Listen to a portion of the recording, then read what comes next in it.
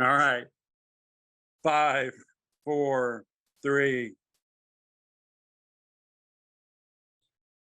Hello, welcome back to Three Friends, The Music Never Ends. It's our YouTube channel that we've put together. My name is David. Two of my friends, Jose and Mike, created this project to come together to share music, the love of music, and to build playlists and to talk about these playlists. So today is my turn in terms of the themes. It's our second volume now at this point. And what we decided for this theme was one great band can change the world. So we looked at iconic bands and signature songs that they perform, each of us having our opinions of what those things might be. We're able to do this for about an hour, 15 songs on a playlist. And so we hope you enjoy not only the playlist, but also the commentary that goes with it. So what we'll do now is we'll go ahead and launch right into it. I had the first song on the playlist, and I chose one of my favorite bands, Rush, and the song was "Spirit of the Radio." So we started with that one, and obviously there were other hit songs by Rush later on, but I believe this one was the one in 1980 off Permanent Waves that kind of started them towards more of a commercial sound. And it was one of the first songs that drew me into Rush as well. Really like some of the stuff that came after that with Moving Pictures and that kind of thing. But I thought this would be a good way to start the tape with Spirit of the Radio. We all know when we listen to something like that, and Neil Peart even commented that it really drives you back to when you first heard songs on the radio, on FM radio. And it brought you back to a time where you said, yeah, that was a great song at the right time when we're listening to FM radio. Obviously, times are different now. We have all kinds of media at our disposal. We can pull up any group, anytime, any song, whenever we want it. But back in the day when we were growing up, it wasn't like that. We had to listen to the radio, or we had to listen to our albums and make our own playlists. So last thing I'll say about this song, again, it was in 1980 that this came out, and I love some of the lyrics in there. And one of the lyrics was, "The words of the prophets were written on the subway walls," and then he says concert halls, and that was a nod to Simon and Garfunkel, "The Sound of Silence." And so I thought that was kind of neat that they included that into their song. So without much further ado, I'll pass the torch to my friends for their comments. Mike, I think it's you. Actually, it's you. You had the police next. Right, but aren't you going to comment on the song? Well, I think we're going to go in order, right? Number 2, number 3. You're right. Yeah, I mean, that's what I thought. That's what I thought we do. We go in the order that we put the songs on. So you guys get a little bonus watching us negotiate here. No, okay. I'm a little confused, but why? Oh, actually, no, what Mike, we were going to do is go with you, then Jose, because then Jose would lead into the second song. Remember okay, fair enough. Yes. Okay, Hey. Everybody, we're back. It's all right. We'll edit that out. All right, I'm Mike. Second episode, second thing on my part. So yeah, anyway, Rush, I got into them, I guess, junior high school. I had heard them before, but didn't really get them. And this was really the song.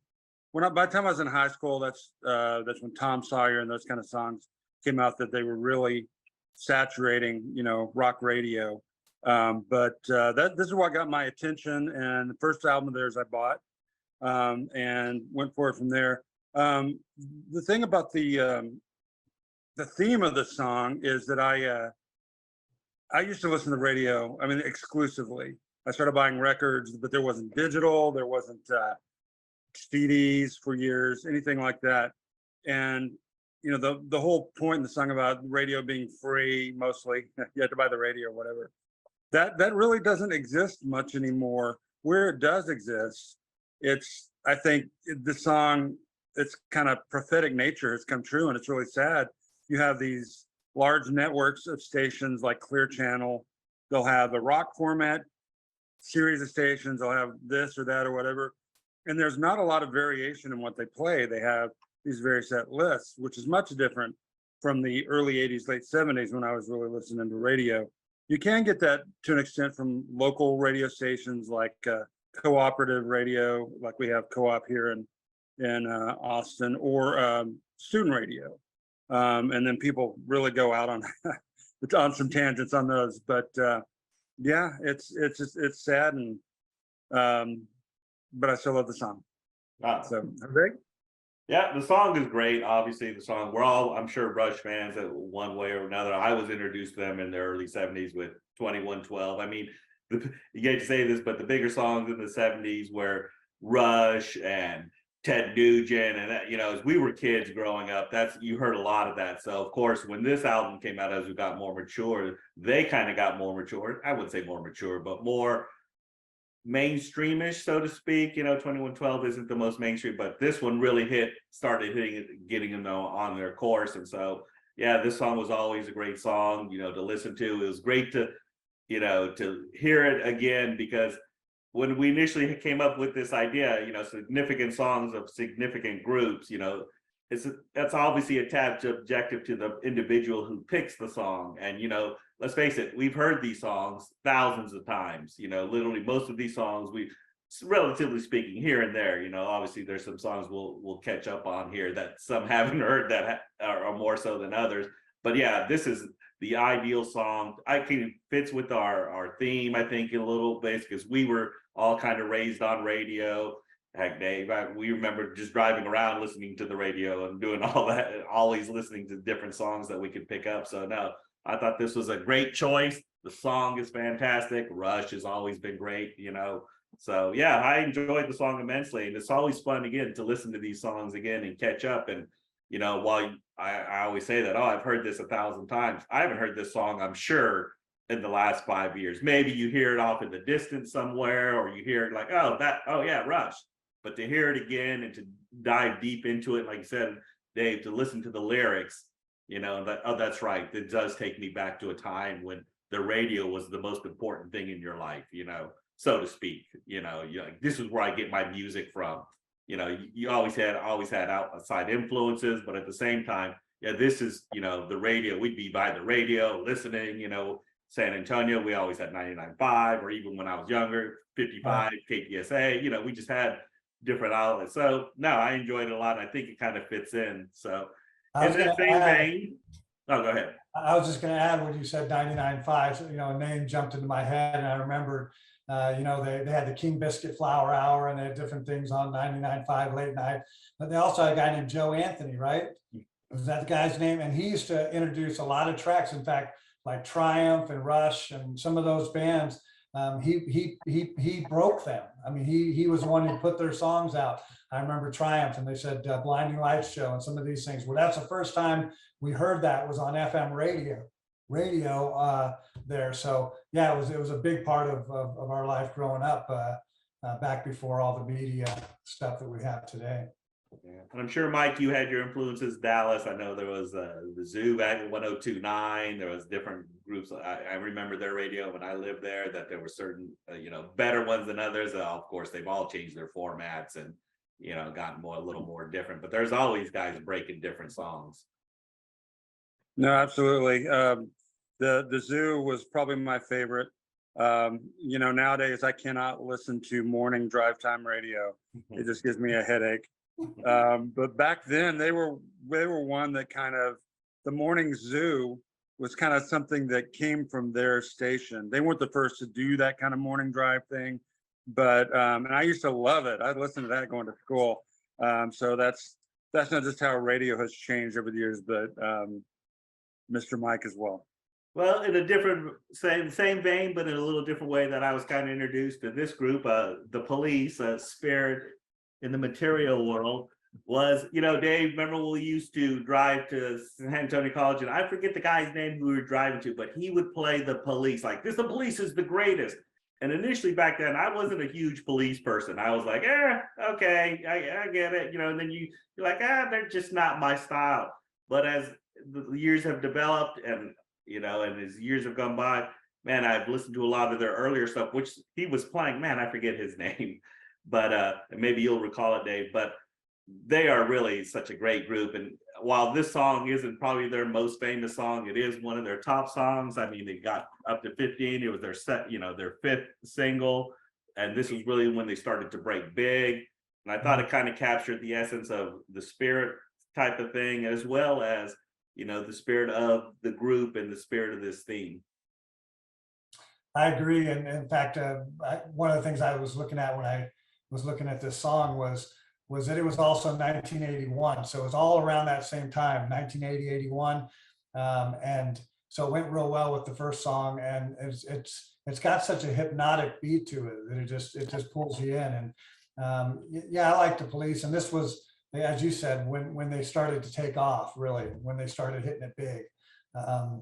So I enjoyed the selection and hadn't heard it, I think, in a long time, and so brought back some memories as well. Yeah, same for me. That was, I don't know if it was the first album of theirs. I think it was the first album of theirs I got. And every little thing she does is magic, and some other songs in there that just really, caught my attention. And then like with Rush and some of these other bands, then I explored backwards in history.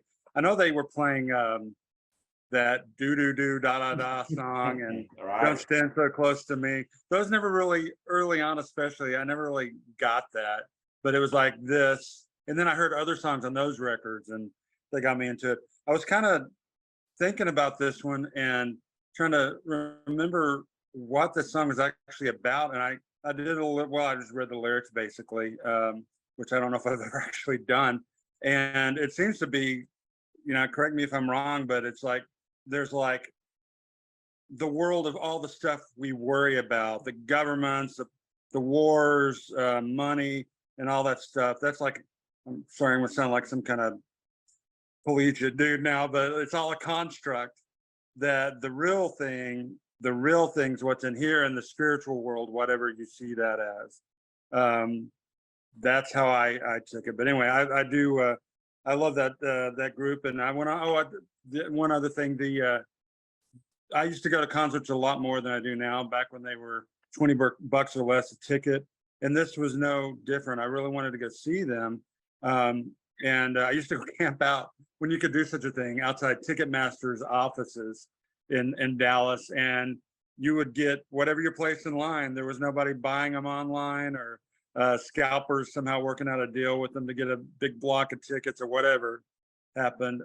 But this one, they just announced it on the radio all of a sudden. There was no like preview, and I hear it and I'm like, oh, I gotta go. And I was telling Jose this the other day. I go into the living room and I'm like, Mom, I'm gonna go buy some concert tickets. He's like, no, you're not. And I'm like, why? And she said, look outside and it's sleeting and freezing rain. So I never did go to that show. I saw him on the Synchronicity tour, which is fine. It was good, but Dave, you So ever camp out for tickets?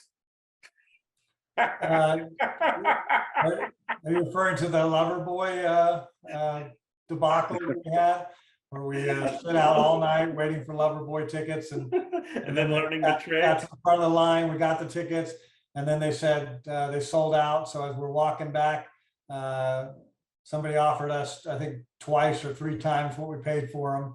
And we said, yeah, we don't really want to see Loverboy. Let's sell them. So we sold them and went to breakfast. yeah. In my opinion, that wasn't a bad choice. I'd have taken the breakfast over Loverboy. I don't regret that. We had a fun night. I do remember that. It had stories to tell. Yeah. All right. Well, the next one is mine. It's REM, Can't Get There From Here, which is off of Fables of the Reconstruction. And okay, so I took a little liberty with what is their biggest song. This definitely wasn't on their top 10 list. And it wasn't even when they became really super groups. Right? They didn't become huge. They didn't become a monster group. They even named a record after that whole thing. But it was a little while before that. But it did really seem like, and looking back in retrospect, they were really getting their chops. They were really starting to write some catchy songs. The early stuff is great, don't get me wrong, but it has kind of a different sound, and this is starting to be more in parts, not all the whole thing, more toward rock and roll. And this was, I remember this is the first thing I heard this song and another one off the same record called Driver 8. I heard them play it on the radio a whole lot, and I'm like, I like these guys. All right, I'll check them out. And I stuck with them over the years. What this song is about, I could not tell you.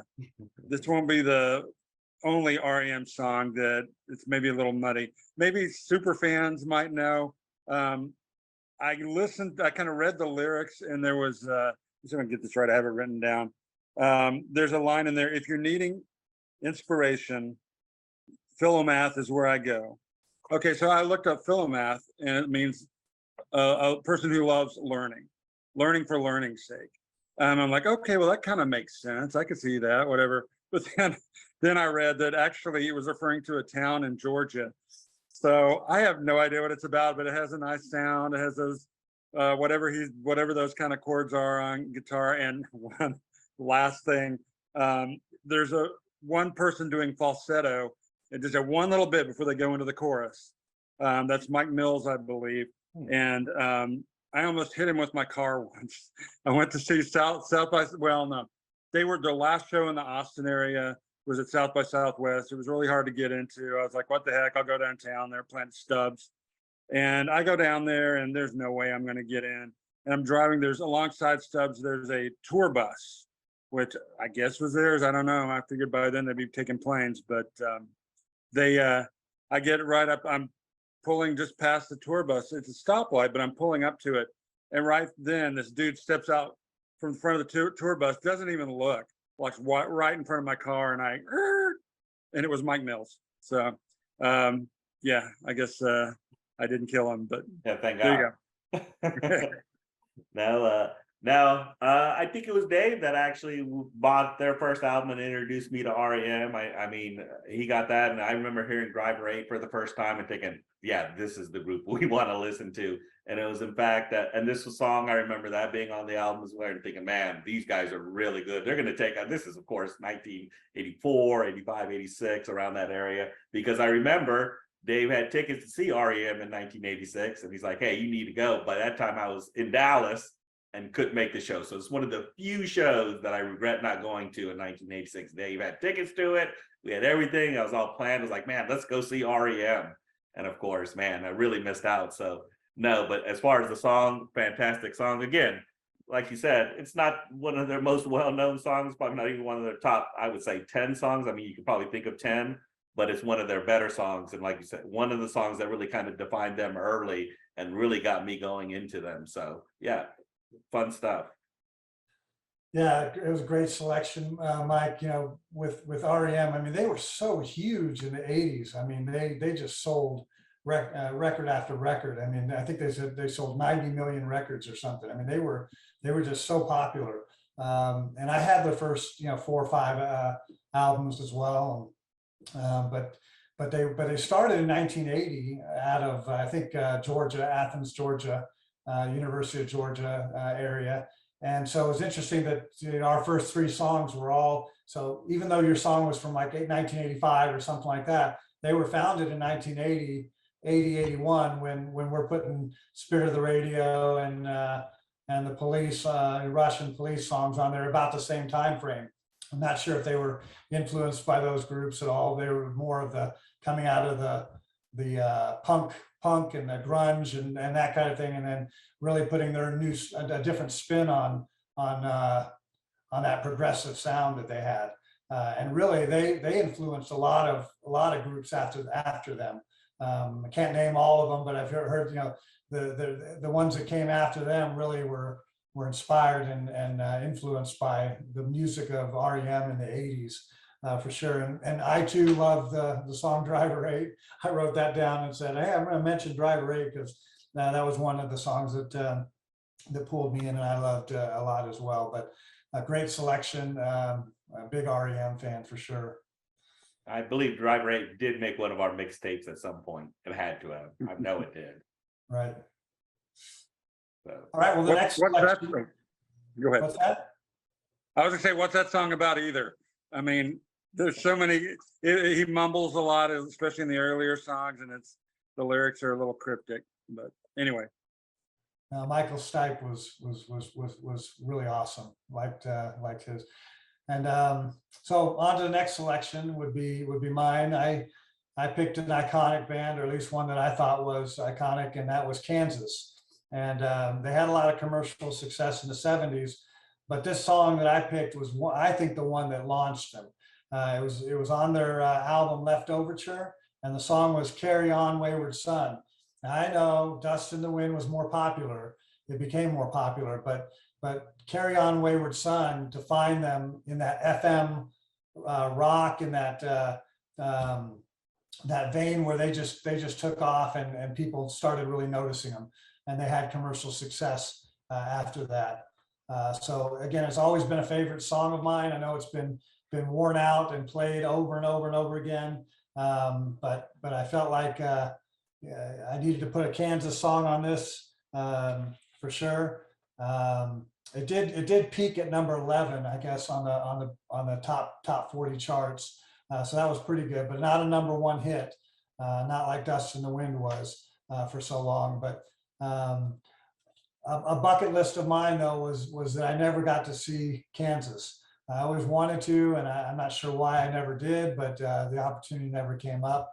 Now I guess they're still touring and doing, but it's a lot of different players and different lineup. I'm not sure that I would go see them now. I know recently Robbie Steinhardt, the violinist, passed away, and so it's probably a different vibe altogether for Kansas. But that's my choice.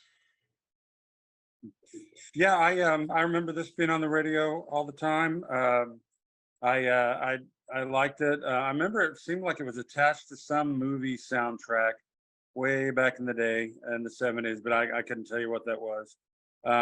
I did actually get to see them in the 80s. Gosh, I forget who was it. Foghat was the opening band or something. Anyway, I forget, but it was at a place called the Winter Garden Ballroom, which I don't think has anything to do with the more famous Winter Garden places, where I think there's one in San Francisco, Los Angeles. I don't know. That's anyway. Winterland. Winterland. Well, this is talking to a guy who's into the Grateful Dead, and I'm sure they played there a number of times. So thank you for correcting that. Well, Winter Garden, anyway, it was a smallish place, and they had already had some membership changes, and I think they were well, they were definitely past their peak, but they did have a song out, something like "Fight Fire with Fire," something like that. So it was a fun show. It was one of the first shows I ever saw lasers. They had like one laser, but it was a whole lot of fun. Yeah, so I appreciate you putting this on there, Dave. Oh, this keeps coming up as I'm listening to these lyrics. Again, this seems to be a song about, there's something deeper than just your everyday life, your troubles or whatever. In this case, I think, if I understand correctly, there was some more spirituality to this band, and it might be referring to that. But yeah, so just wanted to point out that link. There's another one I think coming up that it's like that too. So. No, yeah, this was definitely a radio staple in our house, and always played. And I think my brother Tony, rest in peace, he's the one that kind of introduced me to this song. And of course, he always liked to play it a lot. And I was like, oh my God, he plays this quite a bit. He tended to do that. So, but yeah, "Dust in the Wind" was clearly the thing. The thing that interested me most, that I've just been learning, is they were considered a progressive rock band, like in the same vein as Yes and Yes. Rush, and Genesis. I'm like, whoa, I never really thought of that, because they always played "Carry On My Wayward Son" and "Dust in the Wind," and you thought, oh, sure, they have some elements of it, but I never thought of them as a progressive rock band. But when you listen to the full complement of some of their other albums, which I've kind of delved into after I found this out, I was like, oh yeah, they really were a lot more progressive than most people give them credit for. Because of course, the two hits seemed like rock and roll. Okay, simple rock, straightforward, "Carry On My Wayward," and that. So I never considered them a progressive band, but if you do delve into them, they are a progressive band, and it's really eye-opening. And of course, this song was always brings back good memories for me.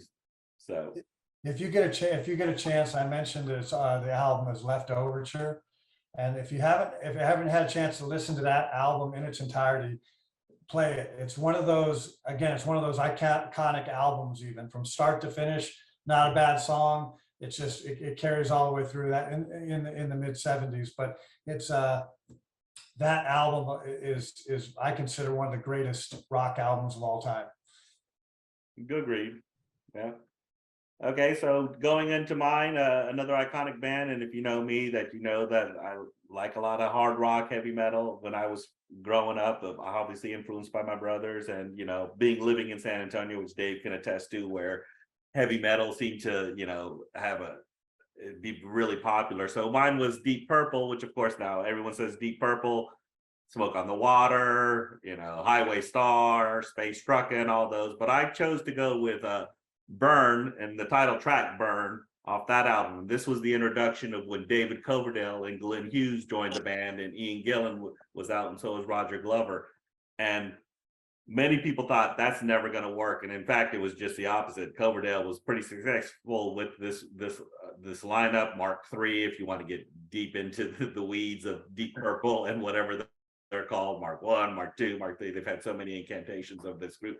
But I always enjoyed Coverdale. Now you can have your opinions on Whitesnake or what, but this song shows off his range of vocals, and he was young. I mean, he was only like 19, 20 years old when he started taking over for Ian Gillan, maybe a little older.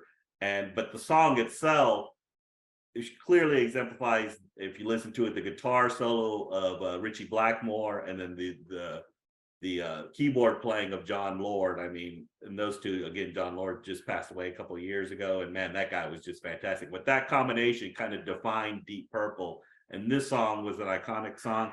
Like I said, it didn't reach the heights of Smoke on the Water or stuff like that, but it did reach, it reached into the top 15 on some of the Billboard charts. And of course, this song opened for Deep Purple for the next 2 years. So, I just thought this was a kind of one of those songs that really defined Deep Purple in its second stages, even though I never want to take anything away from the iconic Ian Gillan and Smoke on the Water and all that. But at the same time, this is something that sometimes I think people overlook and didn't even realize that David Coverdale or Glenn Hughes played in Deep Purple. So that's why I chose this song. Well, I liked it. I have to give you a lot of credit, because I probably didn't know who Deep Purple was until we started doing some of the things we were doing. And then, yeah, a couple of the popular songs, but I never got really far into, I didn't really get deep into Deep Purple when I was growing up. But they're that kind of band with it that they, again, you mentioned all the different iterations of people that were in the band, but they continue to thrive because they were just virtuoso musicians, and they got the best musicians they could. So each iteration of the band just got, maybe I wouldn't say better all the time, but different, and still great. I know they had some issue with trying to getting them into the Rock and Roll Hall of Fame, and it was like, are you kidding me? They're not in the Rock and Roll Hall of Fame with all these things, and eventually they did get their day in to get in there. But this is one of those songs that is a classic Deep Purple song. It may not be the number one, but it is one that's very recognizable, and I enjoyed listening to it again and remembering how good they really are. So good choice.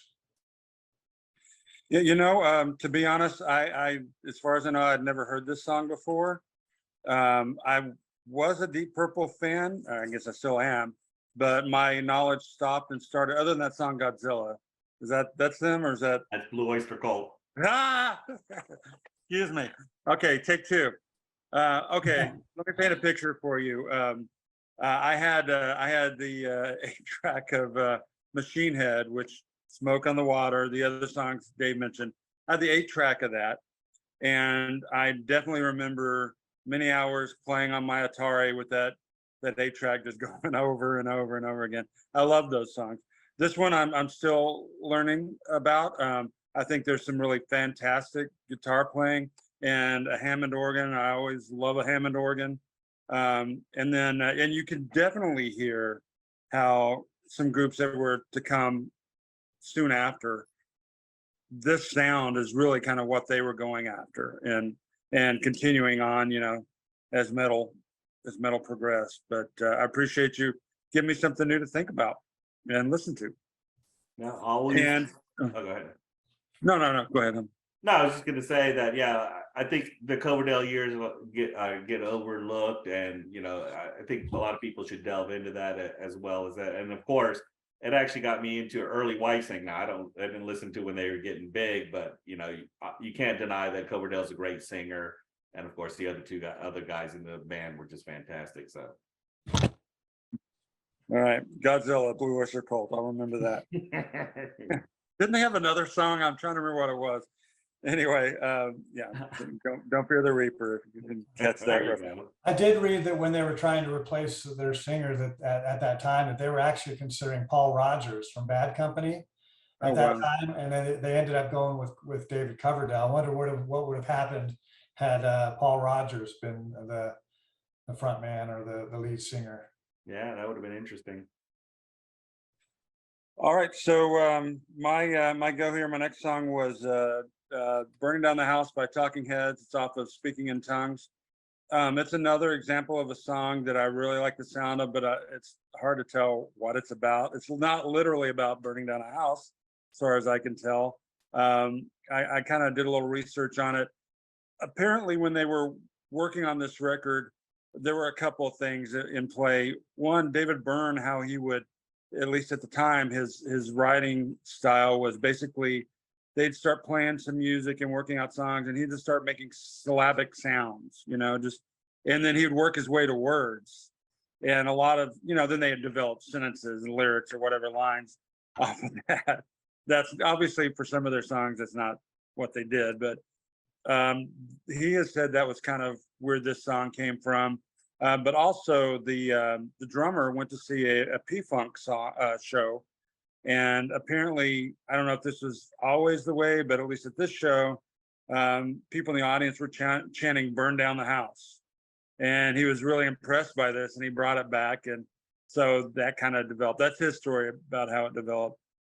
What it's about, again, it may be something having to do with revolution, turmoil. I know there's a line in there about what do you expect is going to happen if you're just sitting there? This isn't the exact quote, obviously.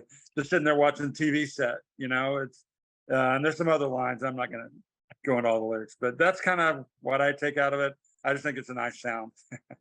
So. Oh no, Talking Heads are obviously one of the most fantastic groups around. And of course, Burning Down the House was huge. They had the big MTV video back in the day showing them. But of course, I'll admit, Burning Down the House isn't one of my favorite Talking Head songs, although it's a great song and the way they sing it is fantastic. And of course, the musicianship is fantastic. And so, I prefer Remains in the Light, but that's just me, or 1977. But this song really does capture the essence of them. And it really they kind of took off. They got a bigger audience, so to speak, when they started playing them on MTV. And not that they didn't have a great following coming out of CBGBs, but at the same time, this kind of elevated them. And then, of course, they went on to all the other stuff and became kind of the MTV darlings with their weird sound. This is, Talking Heads, they're different. They're not heavy metal. They're not this. So a lot of people, took them at that level. But no, I enjoyed that little story with the whole, Bernie Worrell of P-Funk. Their keyboardist would eventually play with them on "Stop Making Sense" song, and of course the song you're referring to, "Let It Burn, Let It Burn, Let the," Anyway. Oh yeah. Okay, sure. Right, that's a P-Funk thing. So anyway, this is what happens when you listen to a lot of P-Funk. Well, I like how you went burn, burn. That was good. We like to try to play off each other's songs and titles and lyrics and different things like that. And so that was cool that you went with a burn song. I agree. I didn't get into Talking Heads until 1982 or so, and it was the MTV revolution that caught me more than anything. I don't think I had any of their albums or anything until I had seen them quite a bit on MTV, and then I said, "Oh yeah, I like this. This is cool." And that's when I finally started getting into them a little bit more. I think I only had the one album that this song was on, and that was it. So it was probably the one that I played the most over and over and over again. But Yeah, great choice, and I like how you played off the Burn. Unfortunately, on my next song, I couldn't come up with a Burn song or maybe one that was good enough. So I went ahead and shifted gears and just said, let me just pull a song that has a cool vibe and maybe it's iconic. So at that point, I went with Bob Marley and the Wailers, "One Love," and didn't really. I mean, I've known this song for a long time, and I guess I never really knew where the origins and stuff of it was. But as I looked it up and started doing some research, they said it was from 1965, and it was actually the very first one of their very first songs off their first album, and so that was kind of interesting. It was later redone and remixed and whatnot and became more popular on the airwaves. But originally the song was put out in 65 on their first album. And so kind of going with the themes of the songs I've already done with Rush and Kansas, it was like, this was a song that probably started to propel him. I mean, it was their first album, but people started noticing this whole thing called reggae music and what was this about and who's this guy in Jamaica and whatnot. And this song just has always got to my heart, because it just feels like I love the beat, love how it does, but the message of just having one love and let's get together and everything will be all right. I just love that message. Yeah, I love everything Bob Marley. The this song I was very familiar with. I heard it first off of the first record that I had was Legend, this Greatest Hits, which is what they released this on after it was remixed. Actually, the early version, you'd be surprised if you heard it. It's like ska and it's a lot faster. They also did what is Simmer Down, or Simmer Down, whatever. If you've heard that one, that is a slow. The contemporary in the 80s, that was a much slower version. You could dance, fast dance to the original back in the days when they were the Bob Marley and the Wailing Wailers, I think, and they kind of just evolved from there. But yeah, I like both those versions, and this one is kind of really a highlight of that Legend record, and I appreciate you putting it on. Such a good sentiment, and like I said, a good vibe. So thanks. Right, the good vibes, yeah. Bob Marley, of course, I think he was kind of the face of reggae for the longest time. But once you were introduced to Bob Marley, you wanted to see and hear more reggae, like Peter Tosh. Eventually you'd become, an influence. And of course, he was influenced a lot to the punk scene as well. So, his kind of branch is extended out a lot more than people know. And yeah, this song is about love and stuff. But what I really enjoy about Bob Marley, of course, is, all his other stances on injustice and stuff like that, like War, the song War, and Get Up, Stand Up, and there are better known songs by Bob Marley. But this is one that really captures, how can you not love One Love, speaking about love and what he wanted, what was kind of his message to the world most of the time.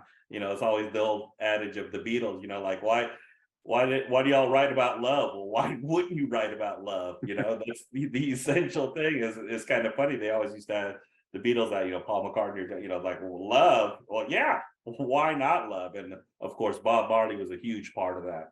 So a great song, a great person, and really opened our eyes to a whole different genre of music. So, okay. And then my next song, I took a turn here, because that's what we do in this our mixtapes, and we don't shock each other, but we try to introduce each other. And of course, a rap song. And of course, rap isn't our forte for sure. I mean, it wasn't mine growing up, and I know, when you listen to it, but as I've listened, I got into this phase in the early 90s, and I used to even watch Yo MTV Raps, and you start to appreciate what they were saying and what the message was. Now, the Beastie Boys were kind of part of that, and helped introduce me into rap and the way the innovative songs that they came up with. And of course, their lyrics were very clever, and I always appreciate that. And a lot of hip hop, even today, hip hop artists come up with some clever ways clever ways to say things, the Nicki Minaj's of the world, all these rappers, Ludacris. So this was kind of my phase. So I chose Hello Nasty. Off the Hello Nasty album. I took Body Moving, which I just find, yes, it's not sabotage. Yes, it's not fight for your right to party, which I think everyone knows, of course. But Hello Nasty was the song that really kind of spoke to me. It was Hello Nasty, reached 15th on the charts. It was like their second single they ever put out. And I just like the groove, the style, the sampling they put into it, and it just is, it's just such a smart and innovative song is how I see it. And I of course love the group. It doesn't have to say anything, doesn't have to mean anything, but man, body moving. And you hear this song live, it really takes off. So that's one of the reasons I chose this. And being part of that rap world, it really influenced me to a whole nother world of music. Well, I Yeah, can, you know, okay. well, I can say that I'm out of my element with Beastie Boys and with the whole rap thing. I mean, I listened to a little bit here and there, but overall, never got into them. Never really listened to their music. So I kind of enjoyed the song. It was good, but like I said, it's not my thing. I'm not sure how much I'll explore additional Beastie Boys work at this point. I can't tell you, I probably couldn't pick Adam Horovitz out of a lineup if you put him there. Like I said, I didn't really get into their music at the time, and not a whole lot of what they do really interests me at this point. I'll just being honest and keeping it real. I did like the song. I mean, it was a good song, but going forward, I'm probably not gonna go all in on the Beastie Boys. Well, the interesting thing is that, Mike, not to step on you, but the interesting thing is that you hear more of their songs on movies nowadays. That Intergalactic song is being played for a movie that's coming out. So, and this Body Moving was in a movie as well. So more people are introduced to the Beastie Boys through that kind of the movies than through their music. So of course, people who didn't listen to them 30 years ago when this was released, hear those songs like, oh, that's catchy. You don't realize, man, that was done 30 years ago. And, and of course, Beastie Boys, I would say safe per se, safe rap, if that's what you want to say, for lack of a better phrase, but they don't do as much cursing in this one. Sure, they have their moments, everyone's heard Brass Monkey and, stuff like that. But no, to your thing, Dave, yeah, rap's not for everyone. And it took me a while to get involved into it.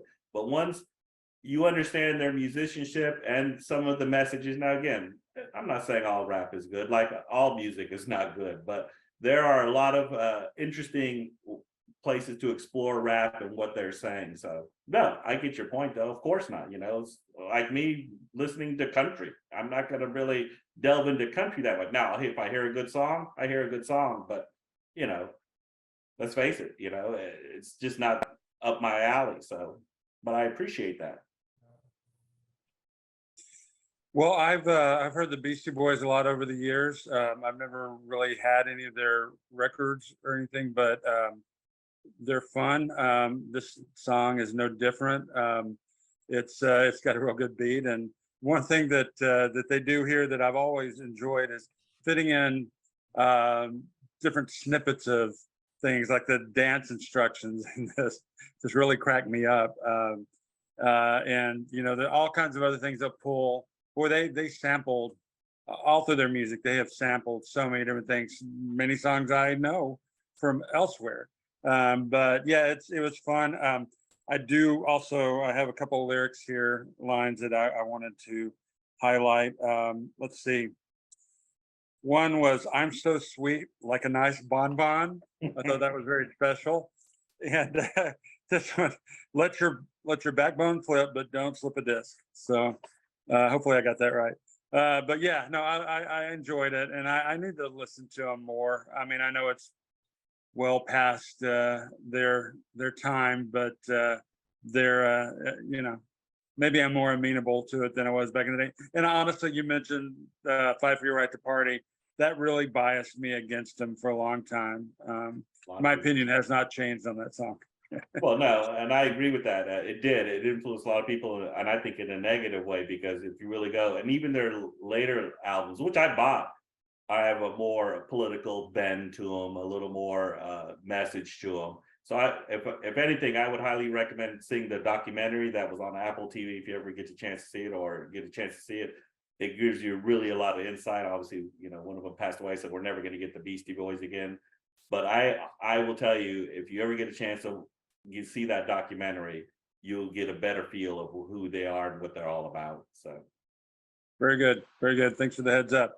My next song was Steely Dan, Kid Charlemagne. I've long been a fan of them. This is not their number one song.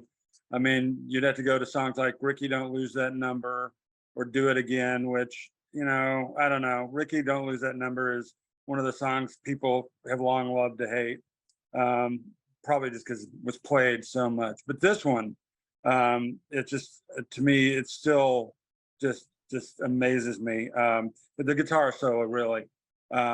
It's Larry Carlton. I mentioned him last time because he was playing on a Joni Mitchell song they had on there, along with Jaco Pastorius, whose name I forgot, but this time I'm remembering, though he has nothing to do with this record. Anyway, supposedly this is about Owsley Stanley and the circumstances around the busting of his LSD making operation. There's a line in there. Apparently, I don't know if it was him or somebody in this whole thing, ran out of gas, and that was when they were arrested. There's a line in here: "Is there gas in the car?" Yes, there's gas in the car. Little poke at him. Also, I also did not realize, I'd heard the name many times before, but I did not realize he's the guy that they refer to as Bear with the Grateful Dead. And I read all the things he has done or did over the years, and just wow, amazing guy.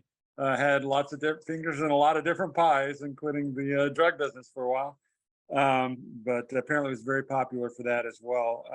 There's also a reference to a Technicolor motorhome, and I looked this up, and this is almost certainly a reference to Ken Kesey and his Merry Pranksters bus called Further, which I don't know if you see the movie Woodstock. It's in there. There's other places, but I'm a big fan of Ken Kesey's writing, and so that's just an aside. But anyway, yeah, the guitar solo, it starts before even halfway into the song, kind of playing under the lyrics, and then it grows, and there's a whole big solo part, and then it just continues on to the end of the song. And a lot of people cite that as one of they think the best rock era guitar solos, but of course that's debatable. So.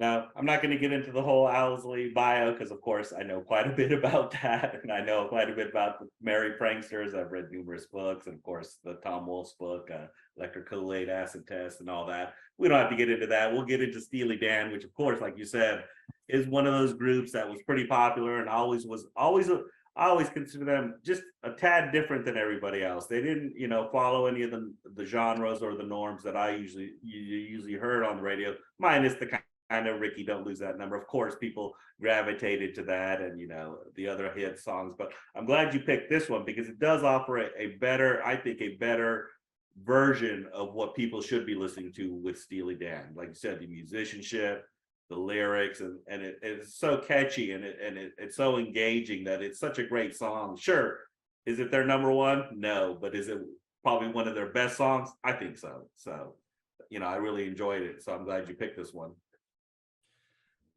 I liked it too. I'm a big Steely Dan fan, but I didn't have this album at all. I mean, I had probably the several others and knew all of their hit songs, all of those kind of things. But this is one of the albums that I never had, and I wasn't really familiar with the album or the songs that were on it. I did a little research, and not to poke fun at you, but it peaked at number 82 on the top 100.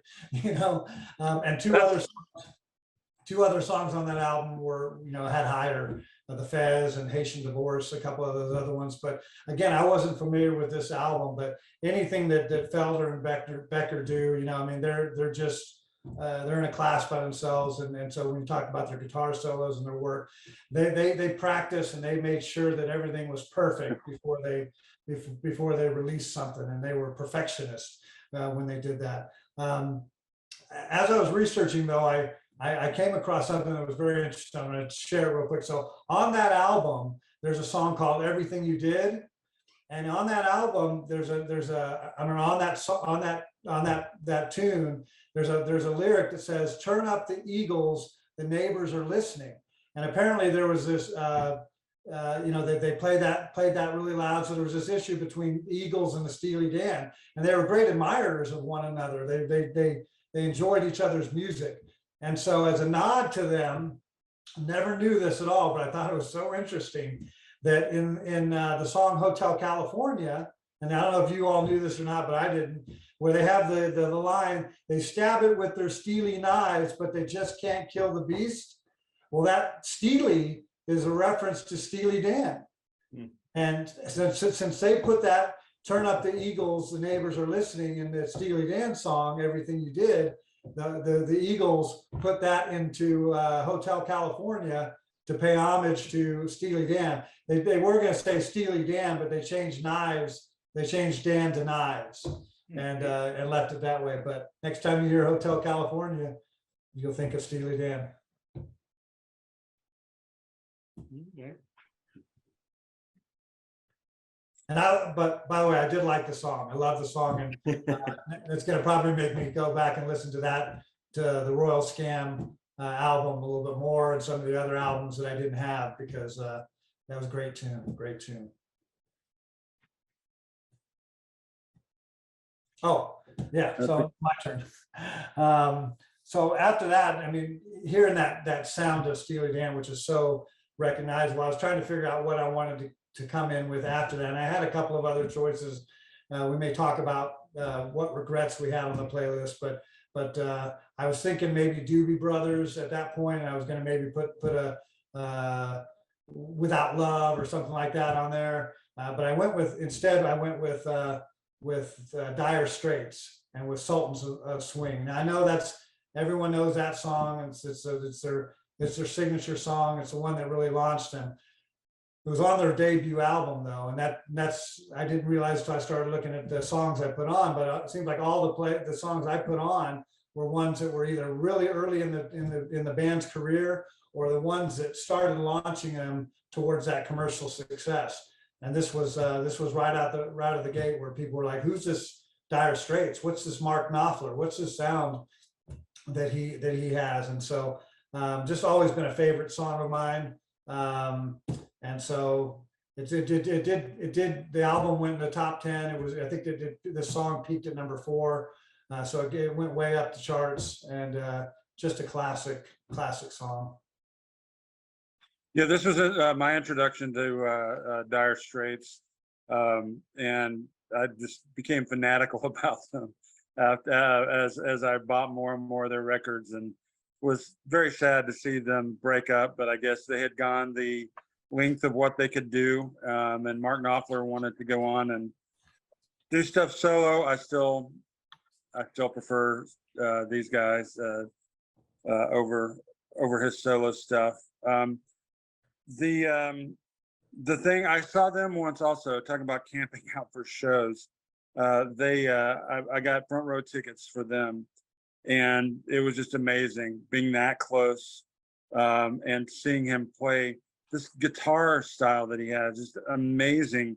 It's like it's so involved, and so many notes, and he's just hitting them all, and yet he's doing it so coolly, and it seems effortless. They have their arrangements are great, and their lyrics. I don't think I could think of very many, if any at all, songs of theirs I don't like.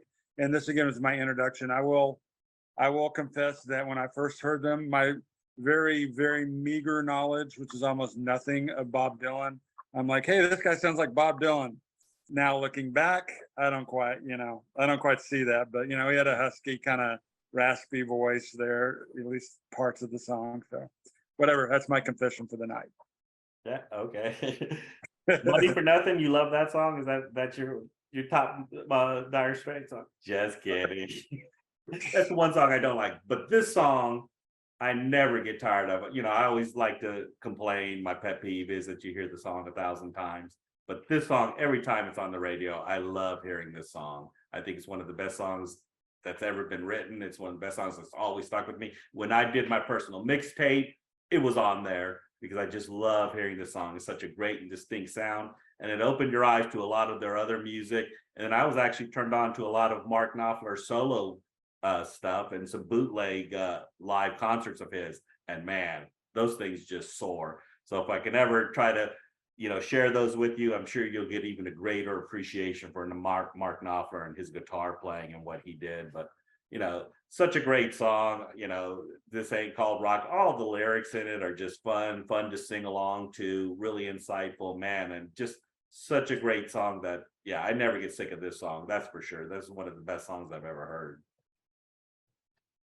So, okay, and then on to me, of course. God forbid I get anything without a jam band or the Grateful Dead, because you know I love me some Grateful Dead. And of course, people might think, hey, Jose, you might pick Touch of Grey, which was kind of their one top 10 hit, which, okay. Love it or hate it, you know. And then, of course, Truckin', which everyone kind of knows because it kind of tells the little story and stuff like that. But Ripple was actually the B-side of this, and it's of course off American Beauty, and which was the two albums, American Beauty and Working Man's Dead, which were released within 7 months of each other, or 8 months if you want to really count out. That really kind of redefined the Grateful Dead. You know, prior to that, they were playing all the long jams, you know, the St. Stevens, the Dark Stars, the experimental stuff, you know. But then all of a sudden this came out, and all of a sudden like, oh, what just happened? These guys are playing American folk music, so to speak. And it really touched a lot of people. And it really, I think, changed their course for the better. Because now all of a sudden you had these songs where people identified with.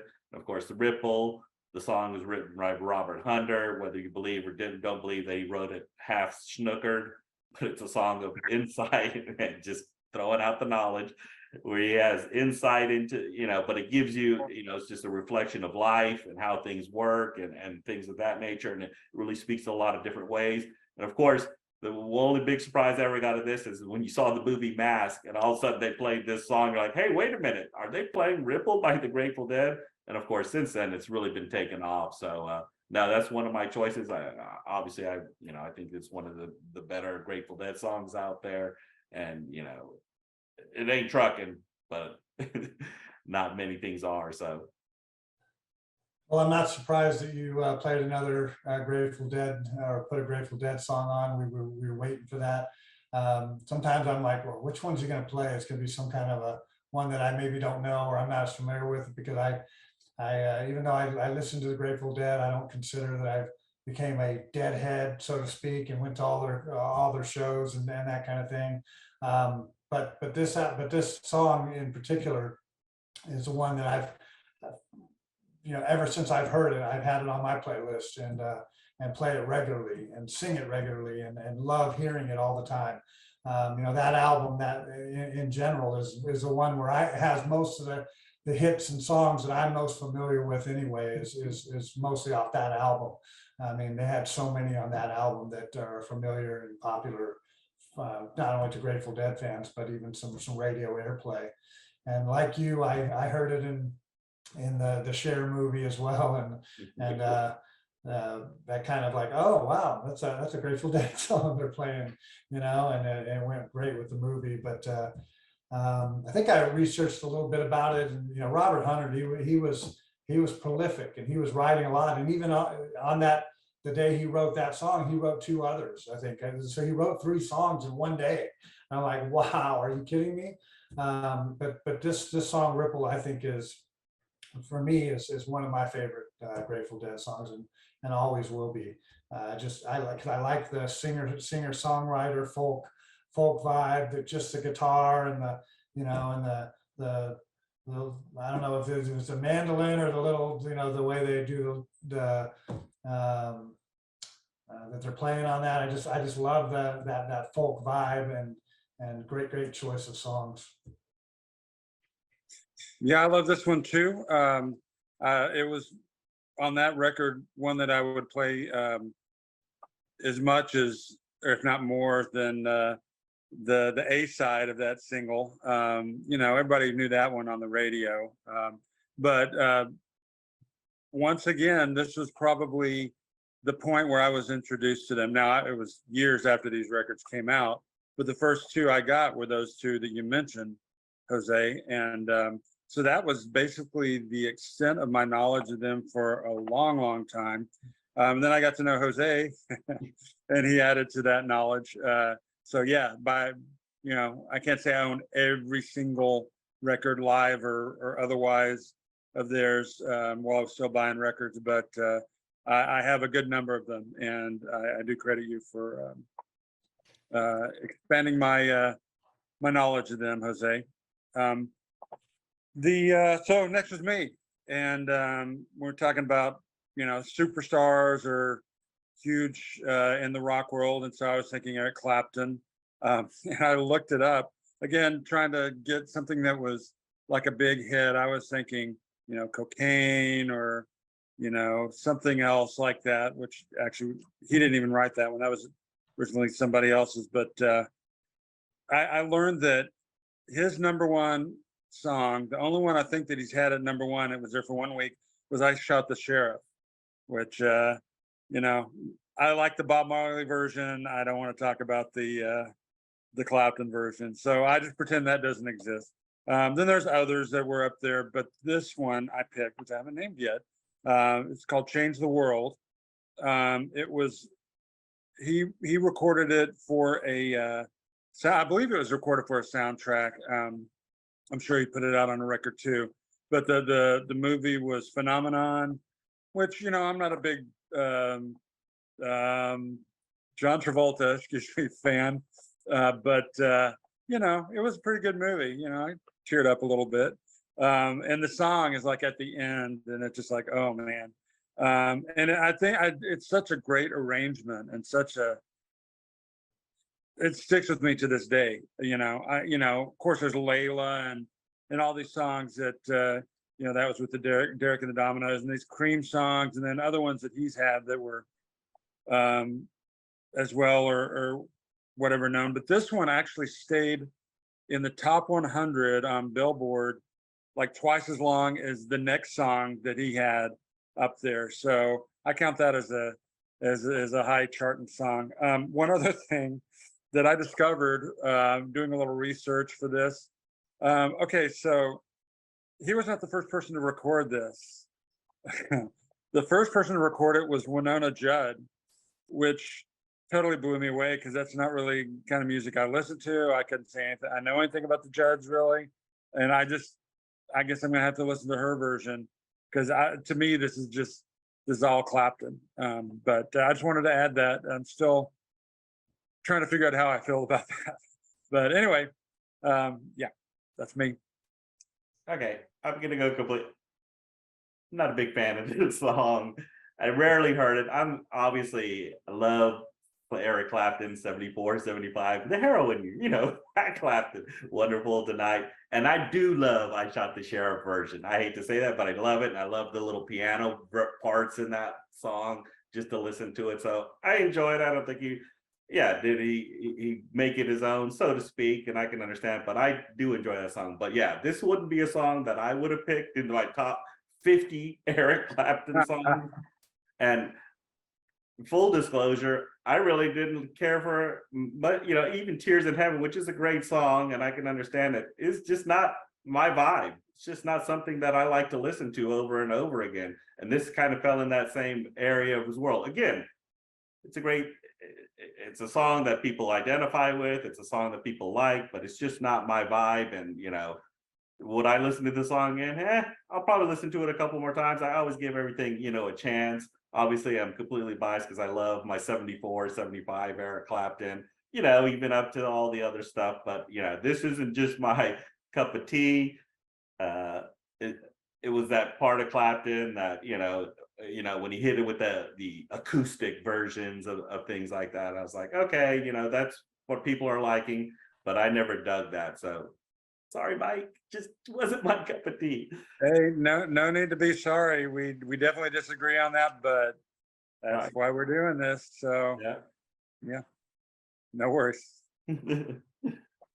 Well, I did like the song. It's a little bit, it's one of his more commercial songs, and you mentioned some of the other ones. I have to kind of go back though and say that I don't know that I was really knew a lot about Eric Clapton until I started doing some of the album stuff and making tapes with Jose, because groups like Cream, Blind Faith, Derek and the Dominoes, I probably wouldn't have delved into those. I didn't know too much about them, but again, through some of the influences through Jose putting songs on the tapes, I'm like, oh, okay, that's a pretty cool song.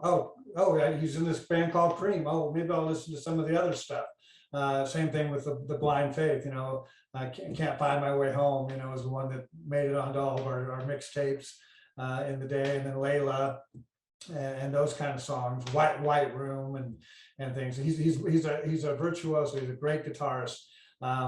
But like I think Jose is into more of that jam and the rock part of that versus his commercial slower and sappier stuff. I like some of the stuff in between, in the middle.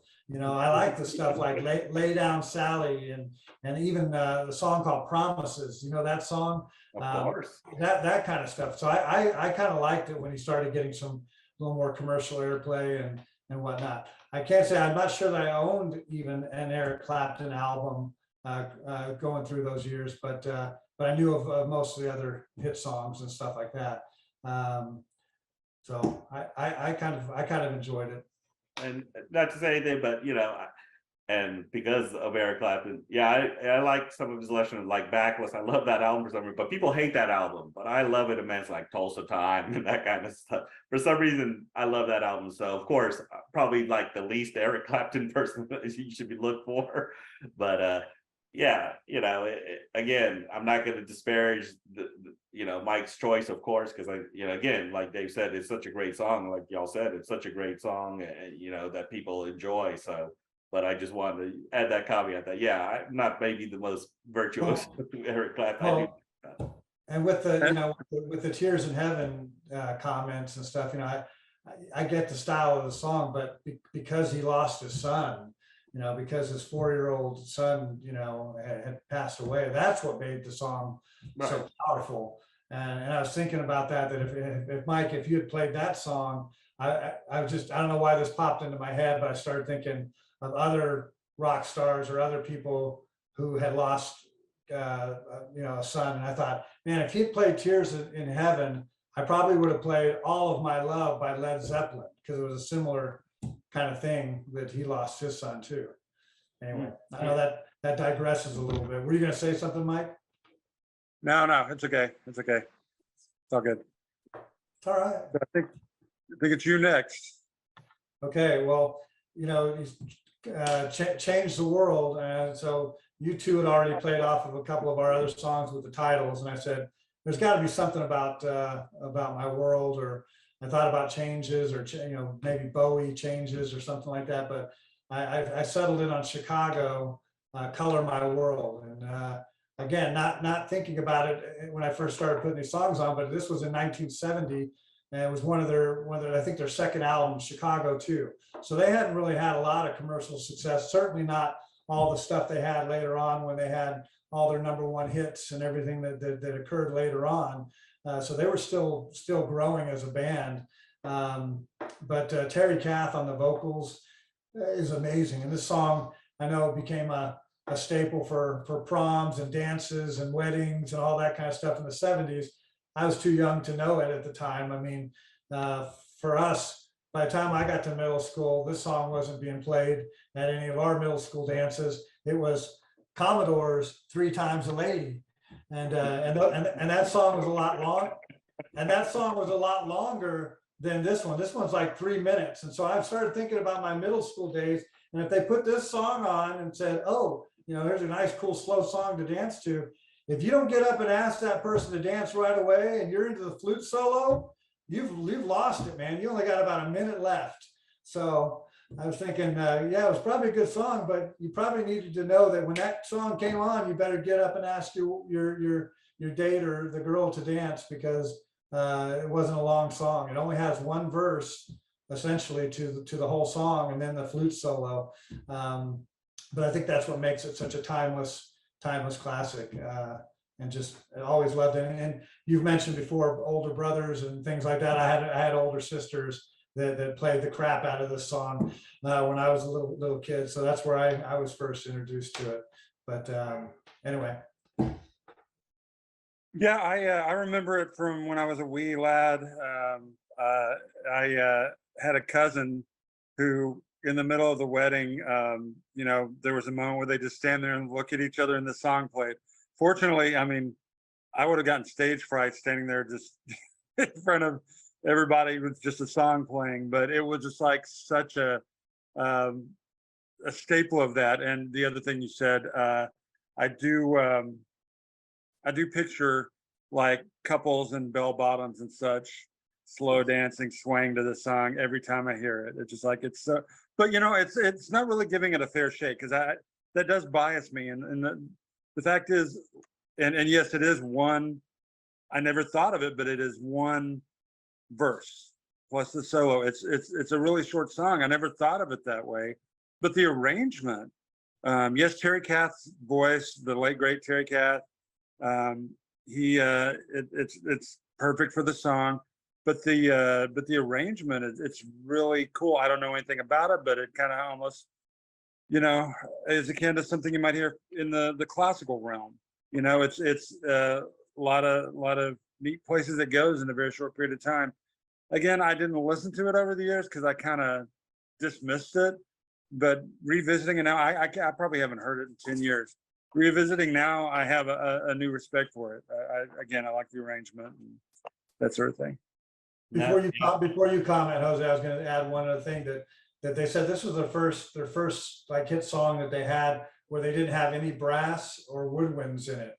Because they have the brass, the saxophones, and all that kind of stuff, and none of that was in this song. So it was kind of a departure for them to scale back and just have this simple song. Yeah, oh yeah. Now, first, I don't want to ever revisit my middle school years, Dave. So thanks for that. But no, no, yeah. I think my brother had the greatest hits album, and of course, this was on that album, and of course, but I never gravitated towards this album or that song because, of course, I was more into the all their hit songs and all the brass and all that stuff, and so. It was until later that you truly appreciate what the songs were. Then, of course, like you said, it started be playing at wedding and at dances. And if you really listen to the lyrics, like, man, that's a beautiful song. They really scale. It's completely different from all their early stuff. And so it really, captures your heart. You understand why people pick this song as their wedding song, and why they would take that. I told you guys this, that I got to see Chicago up close. At a Christmas party for my ex-wife. She had that. And so, of course, they're just as good as ever. And then I happened to go to a Notre Dame game against Bowling Green a couple of years ago.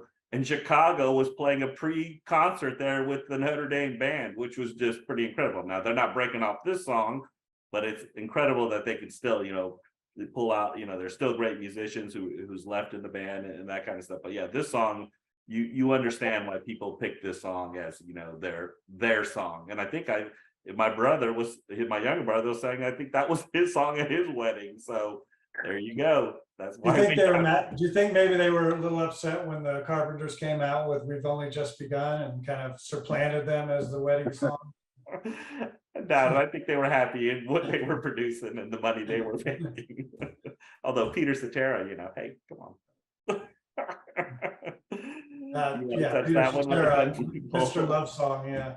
Yeah. So now, great choice. Like I said, it's a classic, iconic song, especially for people over our age or over the age of 50 who use this song. I'm sure thousands of couples have this as their song. So, and speaking of that, kind of just a little opposite is "Helplessly Hoping," which is Crosby, Stills and Nash.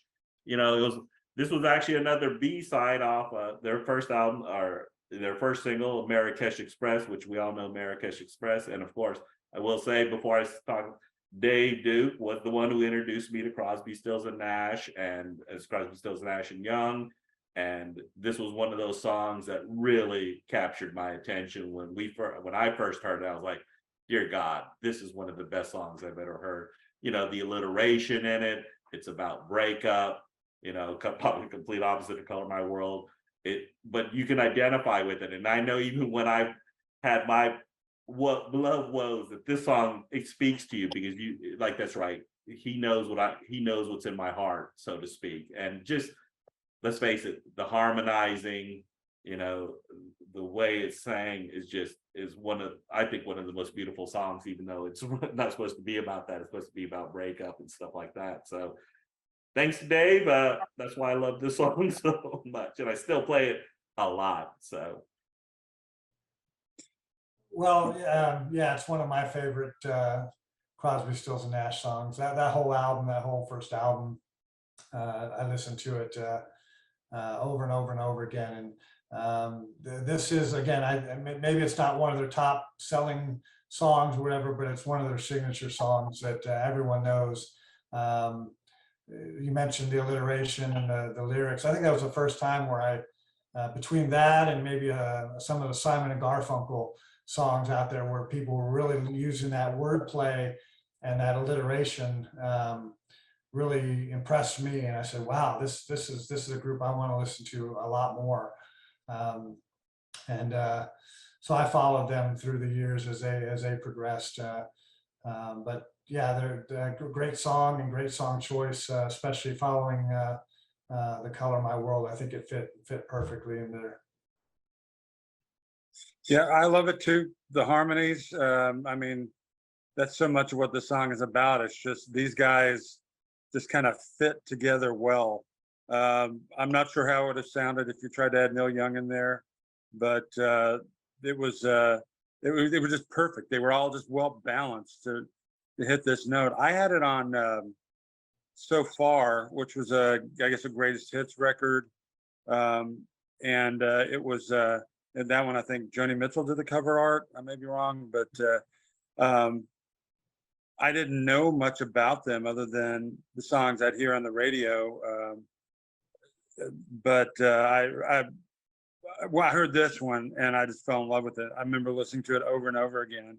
It's like, and the whole part about, you know, they're 1, 2, 3, 4, you know, that you know, alliteration, sure, but also just that play on that, I really enjoy that part. So thank you very much for sharing that one. Good choice. Great group. And one day we'll all talk about the time we went to see him, huh? There you go. No. And we are three No, together. We're right here. We're three. We're like Crosby, Stills and Nash. Well, we did have a fourth. I don't know. We all have working livers, so just saying. No harm intended towards the late great Crosby, but yeah. Also, I don't know. Do you remember that show? I'm not sure I do. I do remember it. I remember it pretty damn well, despite what we were doing. I remember almost a lot of parts about it. The funny thing is I don't remember is a lot of the songs that were played, but I remember certain aspects of it, and I obviously remember the trip up and the all the fun that we had. So I could tell stories. It was a great time. Yeah, it was. A lot of time we wasted on the way. Yeah. There you go. Yes. So yeah, it was in Dallas. It was an outdoor concert. And one thing I remember about this show, besides the actual show, is not too long before that, David Crosby had spent like a year or so, several months, in jail in Dallas County for he was playing a solo show, and he was a wreck. I mean, I'm sure he was just, you know, days or weeks away from death if he kept going the way he was. And he got busted. They threw him in the jail there, and I think this may have been the first time they played in Dallas since then. And of course, he looked a lot better. And boy, he lived up until, was it this year he passed? Right. I mean, that's a long time for a guy who, you know, had to have a transplant and looked so bad. So, but amazing. All of them are amazing singer-songwriters. And I'm sorry, I'm adding too much to this. So it's my song next. This is the last one on here. So I always try to, I don't know if everybody else does this, but I always try to, if like the last song falls to me, do something that feels like a capper to it in some way, feels like it's kind of winding it down or something. And this is a group people are divided on. I mean, popularly the Beach Boys. Okay, the song is God Only Knows, and this is the Beach Boys song. People can be really divided, particularly generationally, because they were kind of rah rah, whatever, surf music. A lot of the stuff with Mike Love, it's like I recognize him as hits.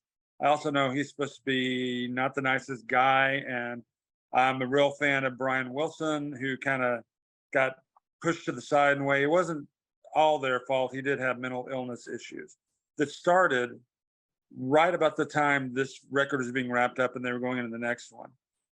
So the thing itself, this is my favorite all-time Beach Boys. It's my favorite all-time album too. And they did have some other good songs. Again, I'm partial to the ones that Brian Wilson had more of a hand in. He wasn't the singer. It was actually his brother Carl Wilson. I think this is the band's apex, basically. I don't think they had some really good stuff later, and then they had some really bad stuff. But I think they never really quite topped this creatively, at least. Let's see. I mentioned something sounding like a classical music. This is another one. It's like he goes all kinds of places with the arrangement. I think you could hear this in some composition in classical music, something like this. It's been a big influence on a lot of musicians. Paul McCartney said it was probably the best song he knew. It was definitely his favorite. He partially based Here, There, and Everywhere. It was inspired partially by that. Sure, there are a lot of other things too, but and then a few facts. If you thought this is just the Beach Boys, far from it. There are actually 20 session musicians on this song, and I'm sure much of the rest of the record too. It included the Wrecking Crew. If you're familiar with session musicians, they were a big one that played on tons of. This could start looking in old records, and they played on so many of them. Very talented people. Okay, and the instruments included, I have a list here: drums, sleigh bells, plastic orange juice cups, which were used by Jim Gordon, another famous played with everybody guy, clarinets, flutes, strings, French horn, accordion, guitars, upright bass, harpsichord, and a upright piano with its strings taped. So that was Brian Wilson all over. He really loved the messing around with the sounds and trying to get all kinds of effects in the studio.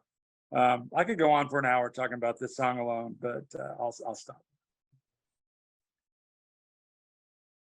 You want to go next, Dave, or do you want me to go? Go ahead. You can. Okay. I admit I'm a more superficial Beach Boys fan. This wasn't, when you're 12 and 13, I think the only cassette tapes I owned were the Beatles and the Beach Boys Greatest Hits. So of course, when you play the Beach Boys Greatest Hits, you gravitated towards the Help Me Rondas, the Surfing USA, the Surfing Safari.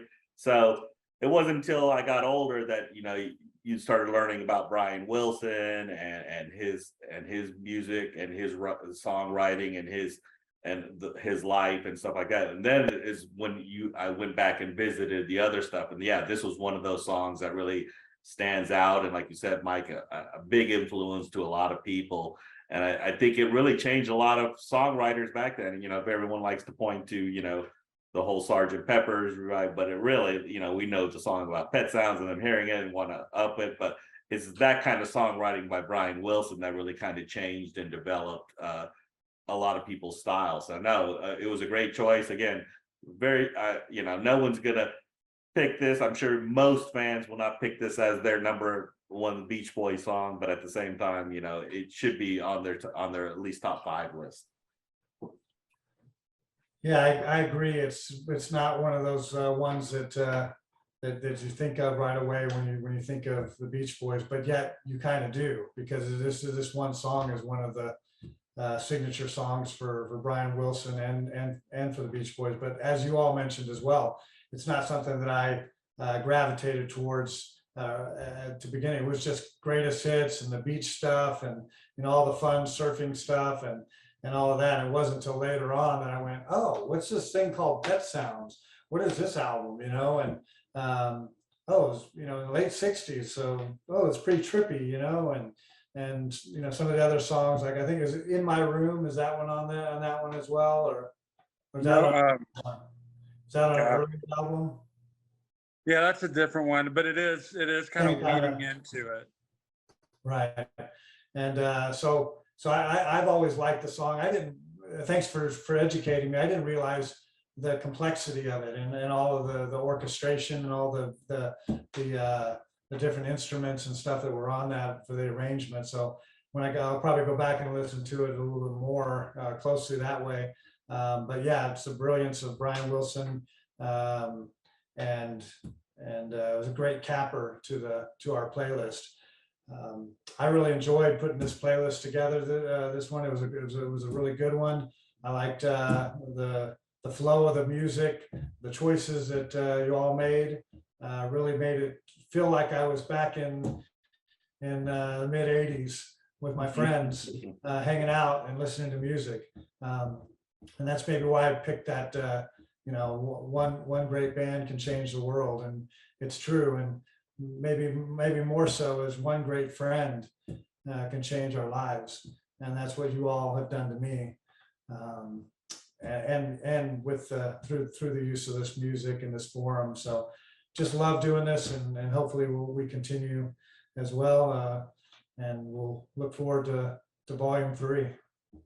Yeah, no, I echo those sentiments. And I think this is so enjoyable, and we're just getting exposed to a lot of great music. And I hope people are getting exposed to this music as well and can enjoy it as much as we do and experience what we do. Now, of course, everyone has their own personal experiences with this music and things of that nature. Like I said at the beginning, initially I was kind of hesitant about this topic, but it really turned out to be really fun and really exciting. And like you said, Dave, it really brings you back to your love of music and what really influenced you early in life and how you were influenced by it. So no, it was a great topic. I won't besmirch you again behind closed doors.